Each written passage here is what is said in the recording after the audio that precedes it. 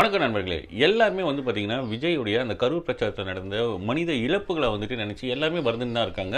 இவ்வளோ பேர் இறந்துட்டாங்களே அப்படின்ற ஆதங்கம் எல்லார்கிட்டயுமே இருக்குது. இப்போ வந்து பார்த்தீங்கன்னா, அதோடைய பிரச்சனை வந்து சில பேர் வந்துட்டு அத வேற மாரி கொண்டு போறாங்க. என்ன அப்படின்னு பார்த்தீங்கன்னா, விஜய் அவர்கள் ஏன் வந்துட்டு போய் பார்க்கல? அவருக்காக வந்த கூட்டத்தில இருக்கவங்க தானே இறந்து போனாங்க. அவங்க ஏன் வந்துட்டு பார்க்கல? அப்படின்ற மாரி அவங்க வந்து கேள்வி எழுப்பினே இருக்காங்க.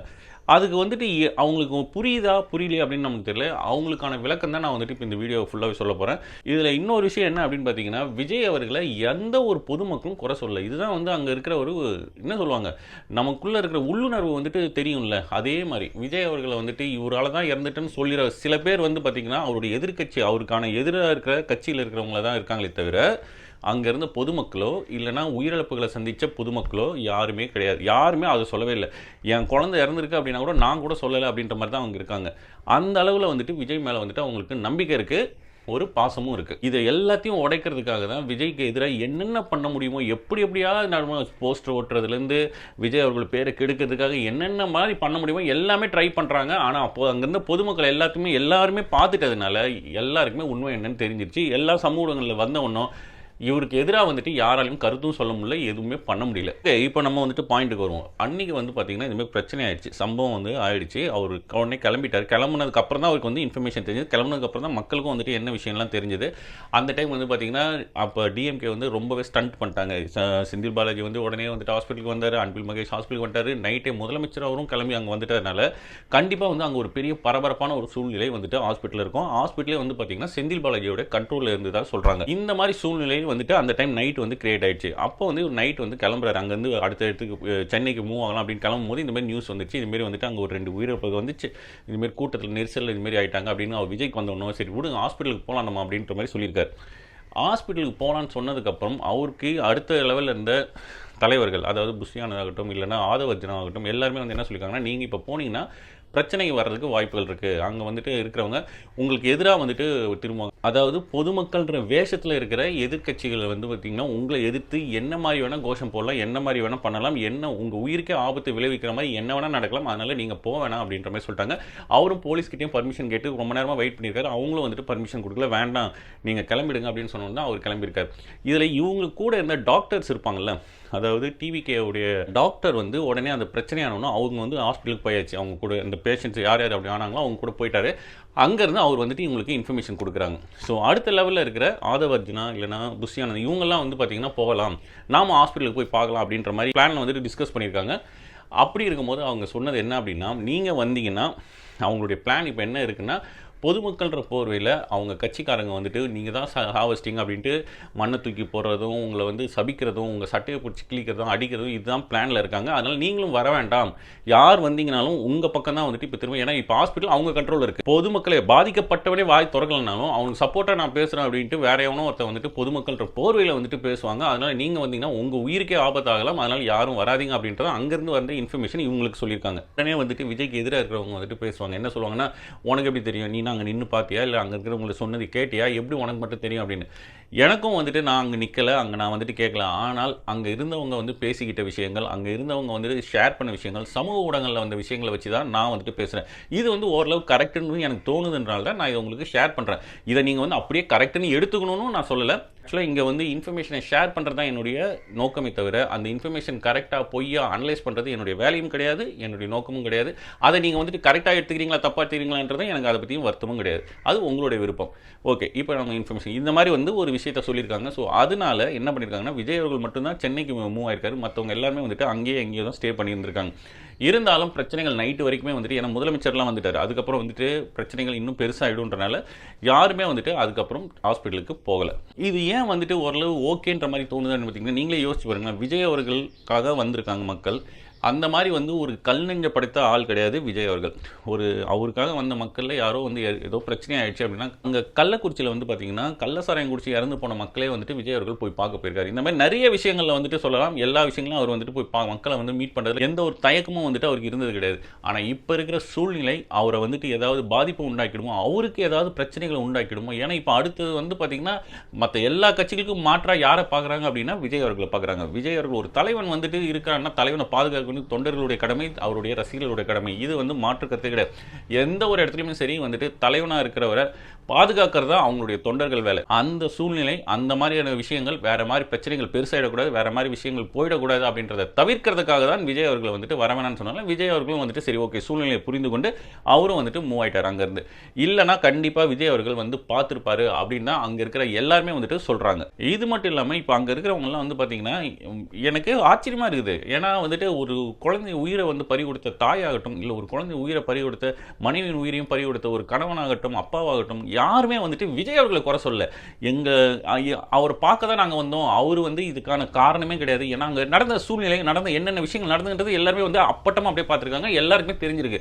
சமூக ஊடகங்களையும் அந்த விஷயங்கள்லாம் வந்துட்டு அப்படியே ஃபோட்டோஸ், வீடியோஸ் எல்லாமே பரவிட்டு இருக்கனால எல்லாருக்குமே உண்மை என்னன்னு தெரிஞ்சிட்டனால அவருக்கு எதிராக சதிகள் பண்ண நினைச்சவங்களும் சரி, சதி வேலை செய்யறதுக்கு முன்னெடுத்தவங்களும் சரி, எதுவுமே வந்து பலன் இல்லை. இதில் வந்துட்டு சில பேர்லாம் வந்து என்ன சொல்றாங்கன்னா, நான் அந்த குழியில், அங்கே இருந்த குழியில் வந்து பார்த்தீங்கன்னா விழுந்துட்டோம். விழுந்ததுக்கப்புறம் வந்து பார்த்தீங்கன்னா ஒரு வெயிட்டான பர்சன்ஸ்லாம் வந்துட்டு வேணுட்டே கழுத்து மிதிக்கிறது, நெஞ்சமே தெரியாமல் மிதிக்கிறதுக்கும் வேணுட்டே மிதிக்கிறதுக்கும் நமக்கு வித்தியாசம் தெரியும். கரெக்டுங்களா? இப்போ நம்ம விழுந்துட்டோம், ஒருத்தர் வந்து அங்கே கால் லைட்டாக படுதுன்னா ஐயோ கால் யாரோ கீழே இருக்காங்க அப்படின்னு கால் எடுப்போம். அதெல்லாம் வந்து தெரியாமல் படுறது. தெரிஞ்சே அவங்கள சாகடிக்கணும், சாவடிச்சா தான் பிரச்சனை பெருசாகுன்றக்காக வேணுட்டே பண்ணாங்க அப்படின்ட்டு ஒரு லேடி வந்துட்டு பேட்டியே கொடுத்துருக்காங்க. அதே போல் நாங்கள் இருந்த இடத்துல வந்துட்டு போலீஸும் வந்துட்டு ரொம்ப கம்மியாக இருந்தாங்க. போலீஸே இல்லைன்றாங்க, ஒரு சிலர் போலீஸ் கம்மியாக இருந்தாங்கன்றாங்க. இந்த மாதிரி சூழ்நிலைகள்லாம் வந்துட்டு அங்கே நடந்திருக்கு. தடியடி நடந்திருக்கு. அதனால கூட்டங்கள் ஒரு சைடாக ஒதுங்கி இருக்கு, அந்த பள்ளத்தில் விழுந்திருக்காங்க, எல்லாமே நடந்திருக்கு பிரச்சனைகள். இதெல்லாமே வந்துட்டு மூடி மறைக்கிறதுக்காக எவ்வளோ ட்ரை பண்ணியும் ஆனால் எல்லாமே வெளியே வந்துடுச்சு. இப்போ வந்து பார்த்தீங்கன்னா உங்களுக்கு ஓரளவு கிளாரிட்டியாக இருக்கும். விஜய் அவர்கள் வந்துட்டு ஏன் வரல, விஜய் அவர்கள் வந்திருந்தால் என்ன மாதிரியான சூழ்நிலையாக இருக்கும். ஏன்னா நைட்டு வந்து அந்தளவுக்கு கொந்தளிப்பாக இருந்த ஒரு இடம், அந்த அளவு மக்களை வந்துட்டு கொந்தளிப்பு ஆக்கப்பட்ட இடம். அந்த மாதிரி ஒரு சூழ்நிலையில் இவருக்கு எதிராக வந்து திருப்பதுக்கு எவ்வளவோ ஆயுதங்கள் எதிர்க்கட்சிகள் வந்து ரெடி பண்ணி வச்சிருக்கலாம். அவ்வளோத்தையும் வந்துட்டு நம்ம வந்து சமாளிக்கிறது ரொம்ப கஷ்டம். அப்படின்றனால தான் அவர் வந்து தேவையில்லாத பிரச்சனைகளை மக்களுக்கு இன்னும் கொஞ்சம் அதிகமாக்கிட வேண்டாம் அப்படின்ற நினைப்புனால தான் விஜய் அவர்கள் வரல. அது வந்து எனக்கு கரெக்டாக தான் தோணுது. உங்களுக்கு என்ன தோணுதோ அது உங்கள் விருப்பம். இன்னொரு விஷயத்தை வந்து நம்ம இங்கே மென்ஷன் பண்ணி ஆகணும். என்ன அப்படி பார்த்தீங்கன்னா, விஜய் அவர்கள் வந்து அங்கே பிரச்சனை இந்த மாதிரி ஆயிடுச்சு. அதனால விஜய் அவர்களை எதிர்த்து அப்போ வந்து பார்த்தீங்கன்னா என்ன நடந்ததுன்னு மக்கள் யாருக்கும் தெரியல, சமூக ஊடகங்களுக்கும் அந்தளவு வந்து இன்ஃபர்மேஷன்ஸ் பரவல. ஆனால் வந்துட்டு எல்லாருமே விஜய் தான் தப்பு சொல்ல ஆரம்பிச்சிட்டாங்க. விஜயால் தான் இவ்வளோ உயிர் போயிடுச்சு இதை தான் வந்துட்டு எல்லாருமே சொல்ல ஆரம்பிச்சிட்டாங்க. விஜய்க்கு எதிராக தான் எல்லாமே திரும்புது அப்படின்ற மாதிரி ஒரு மாய பிம்பத்தை வந்து உருவாக்குனாங்க. அந்த மாதிரி ஒரு சூழ்நிலையும் எதிர்க்கட்சி தலைவர் இருக்க எடப்பாடி அவர்கள் என்ன சொன்னார்னா, அங்கே பாதுகாப்பு குறைபாடுகள் இருந்தது, அதனால தான் வந்துட்டு விஜய் அவர்கள் வந்துட்டு விஜய் அவர்களுடைய கூட்டத்தில் வந்துட்டு இந்த மாதிரி உயிரிழப்பு இருந்திருக்கு.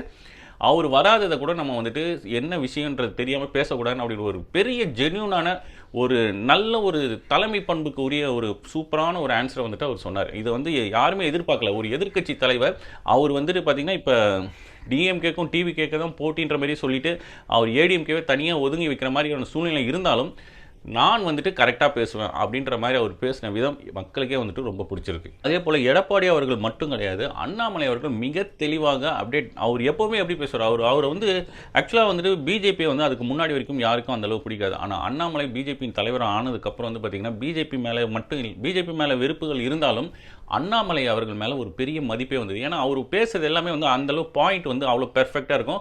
மனுஷன் பேசுறது வந்து கேட்குறதுக்கும் ஓகே தெளிவாக பேசுகிறாருப்பா மனுஷன். அது நல்ல ஒரு தலைமை பண்புள்ள ஒரு பர்சன் வந்து அண்ணாமலை. அவர் வந்து அவர் பேட்டி கொடுத்தது வந்து விஜய் மேலே தப்பு கிடையாது. இந்த மாதிரி கூட்டத்தை வந்து கண்ட்ரோல் பண்ண போலீஸ் இல்லை. அது மட்டும் இல்லாமல் அங்கே அந்த இடம் வந்து சின்ன இடம், வர்றவங்க எல்லாருமே வந்துட்டு அதாவது ஸ்டூடெண்ட்ஸ் லெவலில் இருக்கிறவங்க, அவங்கள கட்டுப்படுத்துன்றது ரொம்பவே கஷ்டமான ஒரு விஷயம். அவரும் பேசுனது வந்துட்டு அந்தளவு தெளிவாக இருந்தது. விஜய் அவர்களை வந்துட்டு அவர் எதிர்த்தோ விஜய் அவர்கள் மேலே தப்பு சொல்லி வந்துட்டு பேசவே இல்லை. அதே போல பிரேமலதா விஜயகாந்த் அவர்களாகட்டும், இல்ல அன்புமணி ராமதாஸ் அவர்களாகட்டும், எல்லாருமே வந்து விஜய் மேல இருக்கிற தப்புகள் வந்து கண்டிப்பா கிடையாது. அவர் மேல எந்த தப்பும் இல்லை. அவருக்கு வந்து சரியான இடம் கொடுக்கல, சரியான கூட்டத்தை வந்து கண்ட்ரோல் பண்ண போலீஸ் வந்து அலோகேட் பண்ணல. இந்த மாதிரி விஷயங்களை தான் வந்து பேசினாங்களே தவிர விஜய் மேல குத்தம் சொல்லி இவங்க எல்லாம் பேசவே இல்லை. அடுத்து இன்னொரு விஷயம் என்ன அப்படின்னா, இப்போ வந்து கரண்டா வந்து ஒரு இன்ஃபர்மேஷன்ஸ் வந்துட்டு அப்படியே ஸ்ப்ரெட் ஆகிட்டு இருக்கு. அது உண்மையா பொய்யான்னு தெரியல. என்ன அப்படின்னு பார்த்தீங்கன்னா, ராகுல் காந்தி அவர்கள் விஜய் கிட்ட ஃபோனில் பேசினதாகவும், அவர் வந்துட்டு விஜய் கூட வந்துட்டு நெருக்கமாக ஆகிற மாதிரி ஒரு சூழ்நிலை உருவாகுதாகவும், காங்கிரஸ் கட்சி இங்கே வந்துட்டு டிவிகே கூட கூட்டணி வைக்க வாய்ப்புகளும் இருக்குது அப்படின்ற மாதிரி ஒரு பேச்சுக்கள் வந்து அடிப்படுது. இது எதனால வந்து இப்போ காங்கிரஸ் வந்து இங்கே மூவ் ஆக வாய்ப்புகள் இருக்குது அப்படின்றதையும் இப்போ நம்ம அனலைஸ் பண்ணும். இப்போ நான் வந்து சொல்கிறேன், அப்போ வந்து உங்களுக்கு ஓரளவு கிளாரிட்டி ஆகிடும். ஏன்னா பிளைண்டாக வந்துட்டு டிவிகே பக்கத்தில் வந்து காங்கிரஸ் வரும்னு நினைக்குது அப்படின்னு நம்ம சொன்னோன்னா அது வந்து உங்களுக்கு புரியாது. எதுக்காக திடீர்னு அவங்க வரானுங்க அப்படின்னு தான் தோணும். ஆனால் அதனால காங்கிரஸ்க்கு என்னென்ன பலன்கள் இருக்குது அப்படின்றத நான் விளக்குறேன். அதுக்கப்புறம் வந்துட்டு உங்களுக்கே புரியும் இது அரசியல் வந்து என்ன வேணால் நடக்கலாம் அப்படின்றது. இப்போ காங்கிரஸ் வந்து ஏன் வந்துட்டு நெருங்கி வர்றதுக்கான வாய்ப்புகள் இருக்குன்றதை நான் விளக்குறேன். என்ன அப்படின்னு பார்த்தீங்கன்னா, காங்கிரஸ்க்கு வந்துட்டு இப்போ வந்து தமிழ்நாட்டில் கண்டிப்பாக வந்துட்டு ஆட்சியை பிடிக்க வாய்ப்பு கிடையாது. ஏன்னா முதல்ல வந்து பார்த்திங்கன்னா ஒரு காலத்தில் அவங்க தான் ஆளுங்கட்சியாக இருந்தாங்க. அதுக்கப்புறம் காமராஜர் காலங்கள் முடிந்ததுக்கப்புறம் வந்து பார்த்திங்கன்னா டிஎம்கே ஏடிஎம்கே இந்த 2 கட்சி தான் மாறி மாறி ஆட்சிக்கு வந்தாங்க. அதுக்கப்புறம் காங்கிரஸ்ன்றது வந்து ஒரு சப்போர்ட்டிங் கட்சி மாதிரி தான் ஆயிட்டாங்க. அவங்க வந்து டிஎம்கே கூட கொஞ்ச நாள் இருந்தாங்க, அப்புறம் ஏடிஎம்கே கூட இந்த மாதிரி இருந்து இப்போ வந்து கொஞ்சம் வருஷமாக வந்து பார்த்திங்கன்னா டிஎம்கே கூட கூட்டணியாக இருக்காங்க. ஆட்சியிலையும் எந்த பங்கும் கிடையாது, சும்மா ஒரு சப்போர்ட்டிவாக நான் இருக்கிறேன், மத்தியில் ஆட்சி வரும்போது நீங்கள் வந்து எங்களுக்கு சப்போர்ட் பண்ணுங்கள் அப்படின்ற மாதிரி ஒரு அக்ரிமெண்ட்னு வச்சுக்கோங்களேன். அந்த லெவலில் தான் வந்துட்டு இப்போ வந்து காங்கிரஸ் வந்து டிஎம்கே கூட கூட்டணியாக இருக்காங்க. ஓகே, இந்த மாதிரி ஒரு கூட்டணியாக இருக்கிறதுனால காங்கிரஸ்க்கு வந்து ஏதாவது லாபம் இருக்கா அப்படின்னு நீங்கள் பார்த்தீங்கன்னா தமிழ்நாட்டை பொறுத்த வரைக்கும் எந்த ஒரு லாபமும் கிடையாது. ஆட்சியில் பங்கு கிடையாது. கூட்டணியில் இருக்கிறதுனால ஏதாவது தைரியமாக பேசலாம்னா எதுவும் கிடையாது. மத்தியிலும் வந்து பார்த்தீங்கன்னா அவங்க வந்து காங்கிரஸ் அவர்கள் ஆட்சி கிடையாது, அதனால் அவங்களுக்கு வந்து சப்போர்ட்டிவாக இவங்க வந்து ஓட் போடுவாங்க அப்படின்னு நீங்கள் நினச்சாலும் அதுவும் வந்து வாய்ப்பு கிடையாது. ஸோ எந்த ஒரு சப்போர்ட்டிவோ எந்த ஒரு பாசிட்டிவான விஷயமும் இப்போ வந்து காங்கிரஸ்க்கு வந்து டிஎம்கே கூட இருக்கிறது வந்து கண்டிப்பாக கிடையாதுங்க. அதனால அவங்க வந்துட்டு இப்போ என்ன முடிவு பண்ணலாம் அப்படின்றது தோணுதுன்னா, விஜய் அவர்கள் கூட கூட்டணி சேர்ந்தாங்க. விஜய் அவர்கள் ஓப்பனாகவே சொல்லிட்டாரு, என் கூட கூட்டணி சேர்ற கட்சிகளுக்கு ஆட்சியில் உரிமை கொடுப்போம் அப்படின்றத அவர் வந்து ஓப்பனாகவே ஸ்டேட்மெண்ட்டாக கொடுத்துருக்காரு. அதனால கண்டிப்பாக வந்துட்டு காங்கிரஸ் கட்சி வந்து சேர்ந்தாங்கன்னா கண்டிப்பாக அவங்களுக்கும் ஆட்சியில் பங்கு கொடுக்க வாய்ப்புகள் இருக்குது. அது மட்டும் இல்லாமல் காங்கிரஸ் கட்சி வந்து இப்போ டிஎம்கேல வந்து சீட் கேட்டாங்கன்னா எவ்வளோ கொடுப்பாங்க? மினிமம் போனால் ஒரு 10 சீட் 12 சீட் கொடுக்க வாய்ப்புகள் இருக்குது. ஆனால் அதே இது வந்து இவர் விஜய் கூட சேர்ந்தாருன்னா கண்டிப்பாக அதுக்கு மேலே தான் வந்துட்டு சீட் கொடுப்பாங்க. அது மட்டும் இல்லாமல் இவங்க வந்து இப்போ விஜய் கூட சேர்ந்தாங்கன்னா ஆட்சியில் பங்கு, அது மட்டும் இல்லாமல் அதிக எம்எல்ஏக்கள் வர்றதுக்கான வாய்ப்புகளும் வந்துட்டு இருக்குது. கண்டிப்பாக வந்துட்டு இவங்க வந்து சீட்ஸ் அதிகமாக வாங்குவாங்க. சீட்ஸ் அதிகமாக வாங்கினாங்கன்னா ஓரளவு ஜெயிக்கிறதுக்கான வாய்ப்புகள் இப்போ இருக்கிற மக்களோட அலை வந்து பார்த்திங்கன்னா விஜய்க்கு சப்போர்ட்டாக இருக்கனால கண்டிப்பாக அது காங்கிரஸுக்கும் வந்து சேர்ந்து விழும். அதனால அவங்க ஜெயிக்கிறதுக்கும் அதிகமான எம்எல்ஏ சீட் வாங்குறதுக்கான வாய்ப்புகள் ரொம்பவே அதிகம். எம்பி எலெக்ஷன் வரும்போது அது இன்னும் கொஞ்சம் ப்ளஸ்ஸாக தான் ஆகும், மைனஸாக ஆக வாய்ப்பு கிடையாது. இதை விட இன்னொன்று வந்து அவங்க வந்து ரொம்ப யோசிக்கிற விஷயம் இன்னொன்று என்னென்னா, விஜய் அவர்கள் கேரளாவில் வந்து பார்த்திங்கன்னா பயங்கர சப்போர்ட் விஜய்க்கு. அப்படி இருக்கிற பட்சத்தில் விஜயோட கூட்டணி இங்கே வச்சுட்டாங்கன்னா கேரளாவுக்கு வந்து எலெக்ஷன் வருதுன்னு வச்சுக்கோங்களேன், அப்போ விஜய் வந்து நீங்கள் வந்து ஒரு கேம்பெயினிங் மட்டும் கொஞ்சம் பண்ணி கொடுங்க அப்படின்னா கண்டிப்பாக பண்ணுவார். அப்படி பண்ணும்போது கண்டிப்பாக அதுக்கான ஓட்டுகள் வந்து காங்கிரஸ் வந்து அறுவடை பண்ணும். தமிழ்நாட்டில் ஆட்சியை பிடிக்கிறாங்களோ இல்லையோ, கேரளாவில் ஆட்சி பிடிக்கிறதுக்கு வாய்ப்புகள் நிறையவே இருக்குது. இதெல்லாம் வந்துட்டு அவங்க யோசிச்சாங்கன்னா, காங்கிரஸ் வந்து இந்த கணக்குகளை வந்து கரெக்டாக போட்டாங்கன்னா, கணக்குகளை வந்து சரியாக செயல்படுத்தணும்னு நினச்சாங்கன்னா 2 மாநிலத்தில் வந்து நமக்கு பாசிட்டிவான விஷயங்கள் விஜய் கூட சேரும் போது இருக்குது. விஜய் கூட சேரலைன்னா நமக்கு ஒரு மாநிலத்திலே வந்து பார்த்திங்கன்னா அந்தளவு எந்த ஒரு பிரோஜனமும் இல்லைன்றத அட்லீஸ்ட் இங்கே இருக்கிற காங்கிரஸ் நிர்வாகிகள் தலைமை காங்கிரஸ்க்கு வந்து பார்த்திங்கன்னா இந்த விஷயங்கள்லாம் வந்து சொல்லலாம். அட்லீஸ்ட் அவங்க சொன்னாங்கன்னா அவங்களுக்கும் வந்துட்டு அதுக்கான தாட்ஸ் வரலாம், இல்லை அவங்களுக்கே வந்து இந்த தாட்ஸ் வந்துட்டு அவங்க நெருங்க வரலாம். இதெல்லாம் வந்துட்டு இருக்கிற ஆப்ஷன்ஸ் இவ்வளோ இருக்குன்றனால தான் இப்போ வந்து இந்த பேச்சு வந்து பயங்கரமாக அடிபட்டு இருக்கு. கண்டிப்பாக வந்துட்டு காங்கிரஸ் வந்து டிவிக்கு கூட இணையறதுக்கு வாய்ப்புகள் ரொம்பவே அதிகம் தான் சொல்கிறாங்க. ஆனால் ஃபியூச்சரில் தான் நமக்கு தெரிய வரும். அதனால என்ன வேணாம் எப்போ வேணாம் மாறலாம். இப்போ இருக்கிற கூட்டணி அப்படியே வந்து 2026 எலெக்ஷனில் இருக்கணுன்ற கட்டாயமும் கிடையாது. யாருக்கு எது வந்து ப்ளஸ் அப்படின்னு யோசிச்சு அந்தந்த கட்சிகள் வந்து முடிவெடுத்தாங்கன்னா கண்டிப்பாக வந்துட்டு மாற்றங்கள் நிகழலாம். கடைசியாக வந்து விஜய் கூட வந்து கூட்டணியாக வந்துட்டு காங்கிரஸும் இணையலாம். என்ன வேணால் நடக்கலாம். 2026 எலெக்ஷன் வந்துட்டு ஒரு பெரிய தமிழ்நாட்டில் வந்துட்டு ஒரு பெரிய மாற்றத்துக்கான எலெக்ஷனாக வந்துட்டு மாறதுக்கான வாய்ப்புகள் நிறையவே இருக்கு. நாமும் எதிர்பார்ப்போம் மாற்றங்கள் வரும்ன்றது. மாற்றங்கள் ஒன்றே மாறாதது. கண்டிப்பா 2026 எலெக்ஷன்ல வந்துட்டு விஜய் அவர்கள் வெற்றி பண்ணணும்னு வாழ்த்தி உங்களுடைய கருத்து என்னன்றதையும் நீங்க கமெண்ட் பண்ணுங்க.